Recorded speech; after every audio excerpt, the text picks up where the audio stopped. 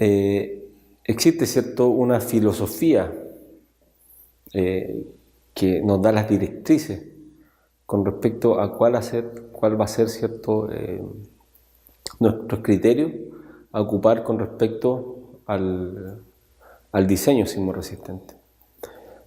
No olvidar, ¿cierto?, que estamos tratando de alguna manera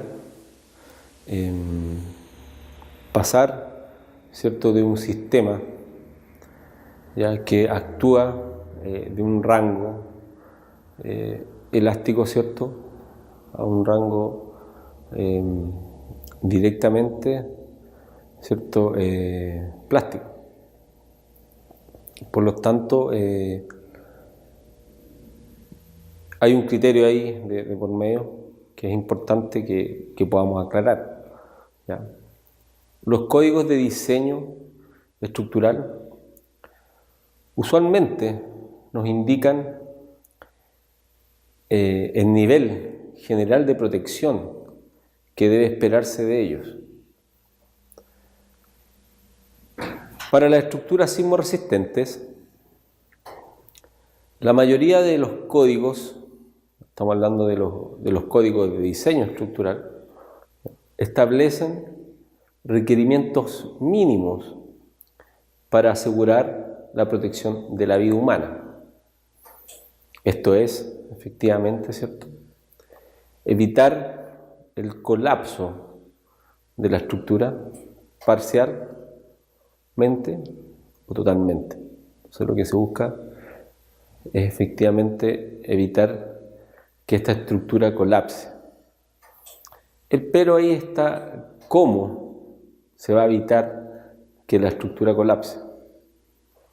¿Ya? Y es ahí donde nosotros entendemos, y cuando se habla de que efectivamente una edificación, especialmente edificación a altura, tiene un sistema sismorresistente, o sea, está diseñado, ¿cierto?, sismorresistentemente,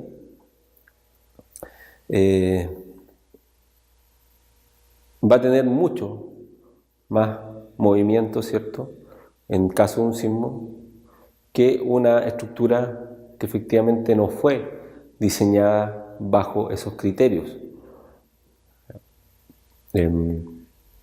Entonces aquí viene la parte que efectivamente se diseña, pero no se está diseñando, ¿cierto?, el daño que puede provocar, ¿cierto?, el resultado de la acción sísmica.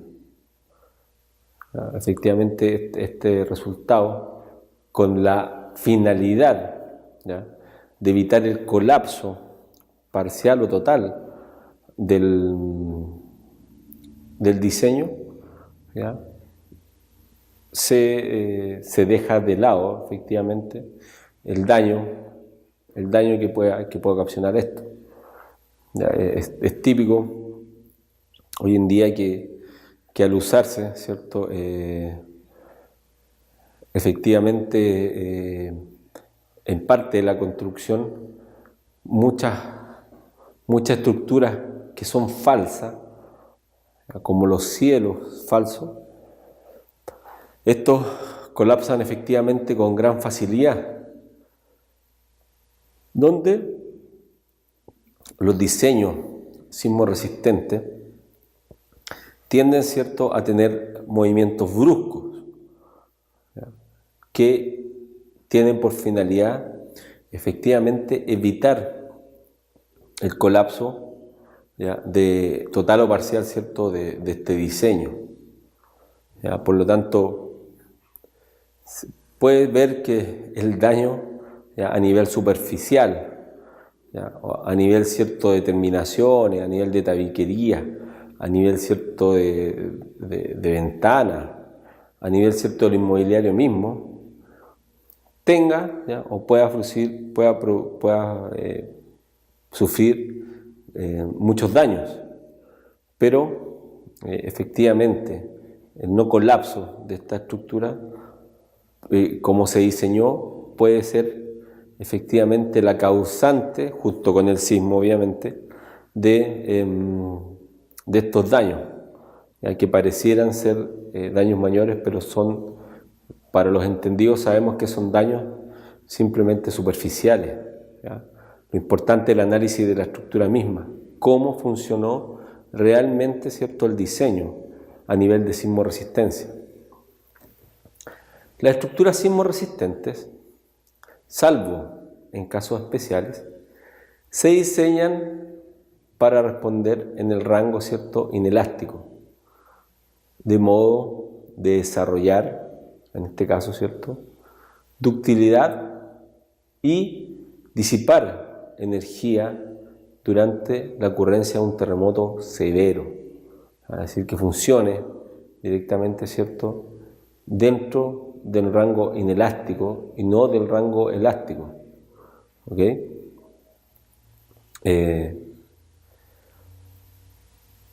Es por ello que las fuerzas o aceleraciones obtenidas, ¿cierto?, a partir del espectro de diseño, ¿ya?, de un espectro que es un espectro de diseño elástico. Nosotros tenemos, ¿cierto?, un diseño elástico y tenemos, ¿cierto?, fuerzas y aceleraciones obtenidas a partir de este diseño. Son reducidas mediante estas fuerzas o aceleraciones obtenidas, ¿cierto?, son reducidas mediante un factor de modificación de respuesta R, cuya evaluación se discute en detalle en las secciones siguientes de este curso. De esta forma, el espectro que se diseñó a partir, ¿cierto?, de un diseño elástico, ¿ya?, al ser reducido mediante este factor R, ¿ya?, este espectro es reducido mediante este factor R, se transforma a través de este factor efectivamente en un espectro, ¿ya?, pero respondiendo a un diseño a nivel inelástico.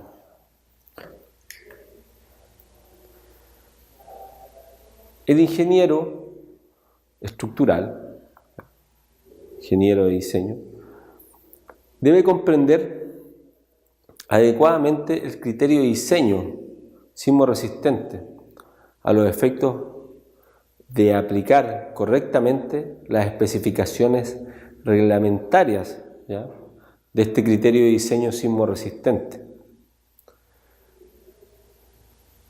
Ojo, que estamos hablando, ¿cierto?, de criterios sismoresistentes.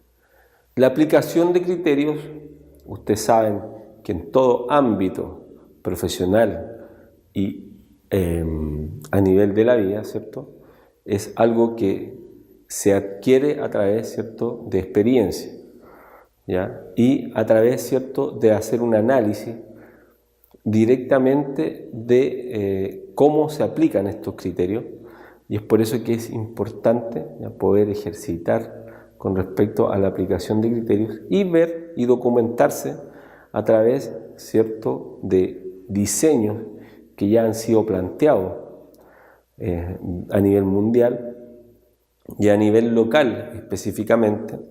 ¿Ya? Hay que ser muy asertivo en ese sentido, ¿ya?, de ver cuáles son los edificios que funcionaron, ¿ya?, y pasaron pruebas sísmicas, ¿ya?, y cuáles fueron los criterios que se aplicaron, Este criterio difiere significativamente, ¿ya?, de los criterios aplicados para otros estados de carga. No olvidar, ¿cierto?, que lo que nosotros estamos haciendo, en el caso directamente de la aplicación, ¿cierto?, de la reglamentación y las especificaciones, ¿cierto?, asociadas a esta reglamentación,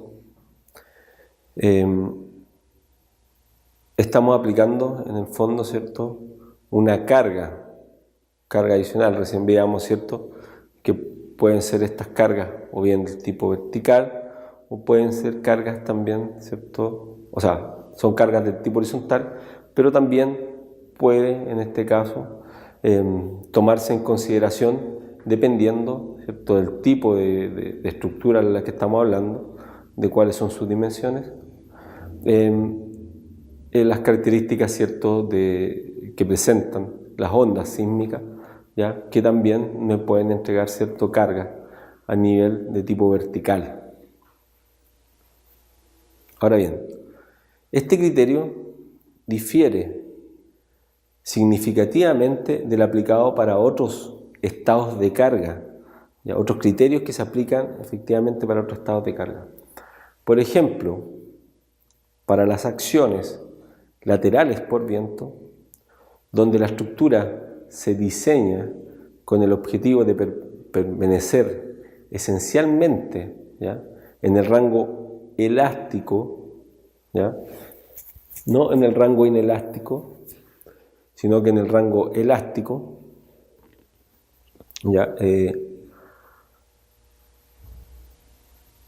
Y la razón principal de esta diferencia es de orden directamente, ¿cierto?, de las magnitudes económicas, de un orden económico, a los efectos de que el costo de construcción sean totalmente aceptables, ¿ya?, con respecto, ¿cierto?, a los diseños y a los criterios de carga que voy a aplicar con respecto al viento. Y, ¿cierto?, con los criterios también que yo voy a aplicar con respecto a los sismos. Si yo pretendo, ¿cierto?, mantener dentro del rango elástico mi diseño, ¿ya?, con respecto, ¿cierto?, a las cargas que yo estoy aplicando, efectivamente podríamos, ¿cierto?, llegar a tomar y a topar derechamente, ¿cierto?, con temas que van ligados a la parte económica y a los efectos de costo de la construcción, y para que en el fondo estos proyectos sean viables económicamente hablando. Es importante resaltar que la disipación de energía y el comportamiento dúctil de la estructura bajo la acción sísmica solo puede lograrse si los miembros que componen las mismas son adecuadamente detallados para evitar, en este sentido, ¿cierto?, fallas de tipo frágil. No olvidar que cuando hablamos de falla de tipo frágil, ya pueden ser fallas de tipo, ¿cierto?, local o fallas de tipo global en los elementos, ¿ok? Entonces, estos elementos deben detallarse efectivamente, ¿ya?, para, ¿cierto?, que no afecten al conjunto en general, ¿ya? Este conjunto en general que nosotros queremos que efectivamente trabaje, ¿ya?, y pueda de alguna manera, ¿cierto?, bajo la acción sísmica efectivamente se pueda, ¿cierto?, evitar, o sea, disipar las energías, ¿cierto?, bajo esta acción sísmica. Entonces, es necesario, ¿cierto?, dentro del diseño, evitar, ¿cierto?, estas fallas de tipo frágil. Ya hablemos fallas por flexión, por fallas por flexión, ¿cierto?, por torsión, flexo-torsión, ¿ya?, y también, ¿cierto?, las fallas del orden local, ¿cierto?, como son el pandeo local. Además, el desarrollo de la ductilidad, esta ductilidad que nosotros estamos buscando, ya, para disipar las energías, implica la ocurrencia de daño estructural, el cual resulta de la fluencia del acero y eventualmente del problema de inestabilidad como el pandeo local. ¿Okay? Es decir, si nosotros, ¿cierto?, y es lo que yo les mencionaba recién, queremos, ¿ya?, que el comportamiento de la estructura en general se comporte, ¿ya?, de manera dúctil, tenemos que esperar, en este caso, ¿cierto?, que efectivamente